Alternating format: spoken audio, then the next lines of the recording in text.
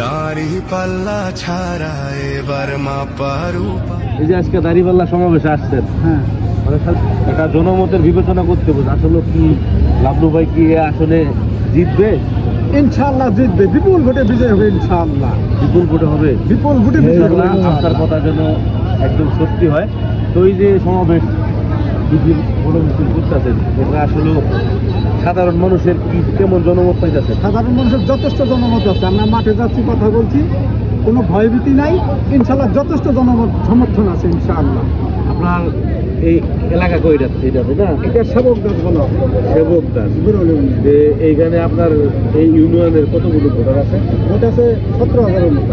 17,000। Vote কি পাল্লা দিব আপনি লিখছেন? আপনি মানে কি পরিমাণ ভোট কাস্ট হবে দাঁড়িপাল্লার ভোট? ইনশাআল্লাহ যদি 12,000 কাস্ট হয়, ইনশাআল্লাহ 6,000-ই আমরা পাবো ইনশাআল্লাহ। ইনশাআল্লাহ। তাহলে আমরা সব মিলিয়ে আমরা এবার আমাদের দাঁড়িপাল্লার কান্ডারি জনাব অ্যাডভোকেট লাবলু ভাইয়ের ভিডিও দেখতে পাচ্ছি। অবশ্যই ইনশাআল্লাহ ইনশাআল্লাহ, ইনশাআল্লাহ ইনশাআল্লাহ।